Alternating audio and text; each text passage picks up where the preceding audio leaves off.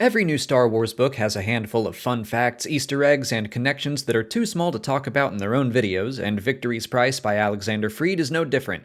Today I'll be covering everything I found in the new book, and there will be some spoilers ahead. The line, "Rebellions are built on hope," has been used a lot since Cassian first said it in Rogue One, but someone in this book finally points out that republics need sturdier foundations, and I just liked that. The story itself starts about 11 months after the Battle of Endor and takes us to the Battle of Jakku and beyond. Aaron Kraken appears as the Chief of New Republic Intelligence. He's already appeared in canon, but he's been in Star Wars storytelling since Return of the Jedi. He leads a briefing on the search for the secret Imperial base, and the New Republic leadership chuckles at how the tables have turned on this war. One of those leaders is General Rhea, who first appeared in Alexander Freed's novelization for Rogue One. We see that Hera is now in command of a New Republic Star Destroyer called the Deliverance. I think this is the first mention of the New Republic actually using converted Star Destroyers in the new canon, although that was common practice in Legends.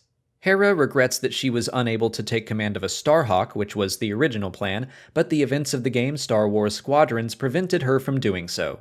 She recalls many other events from her past as well. There are vague references to Kanan, Ezra, and Sabine. I believe Chopper might actually appear, but it's not directly stated, and Hera gets to pilot the Ghost again. There are also direct references to her son, Jason, and how much she misses him. Hera remembers training New Republic cadets on Lucre Hulk Prime, which is something we see in the Dr. Aphra comics, and she thinks back to the Battle of Mako Ta, where the rebellion lost many of its leaders, which we saw in the main Star Wars comic run.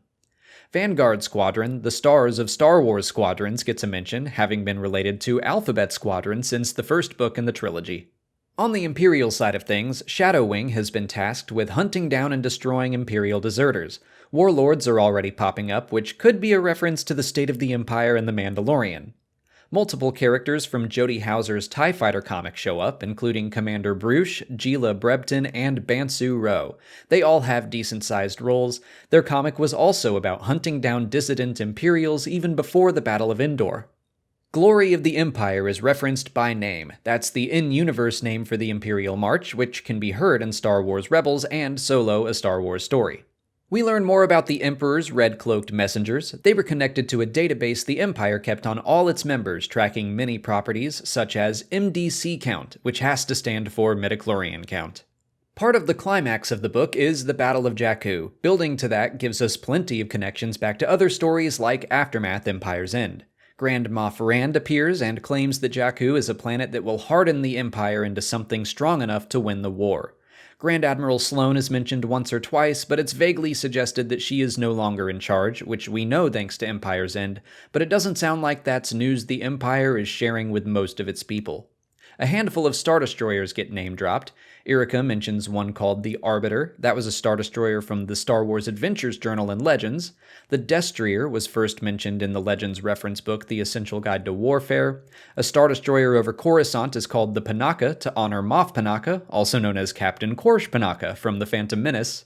And the Eviscerator is present at the Battle of Jakku, which was Admiral Carrick Versio's ship from Battlefront 2. There are a lot of ship references as well, which makes sense in a book like this. Buzz droids are set up as a minefield-like trap to sabotage the Deliverance.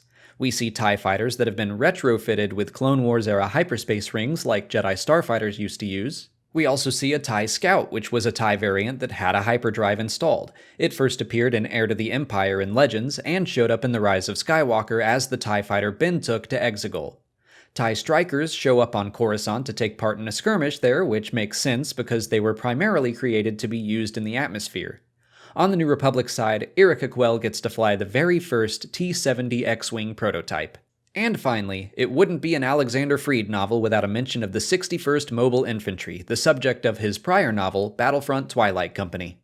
And that's everything I caught. If you want to check out Victory's Price for yourself, consider picking it up for free on Audible. Just follow the link in the description or visit www.audibletrial.com/Star Wars Explained. The audiobook is out right now, and the production value on all the Star Wars books is very high with sound effects and music. It's like listening to a movie. Signing up for an Audible trial will get you a credit for one free book, and you can use it on Victory's Price or just about any Star Wars book you can think of. Or get any book you want. The point is, you get a free book, and you'll be supporting the channel when you do. But that's it for today. If you haven't already, please like this video, subscribe to the channel to keep up with all our Star Wars coverage, follow us on Twitch, Twitter, Instagram, and Facebook, and consider checking out our Patreon page.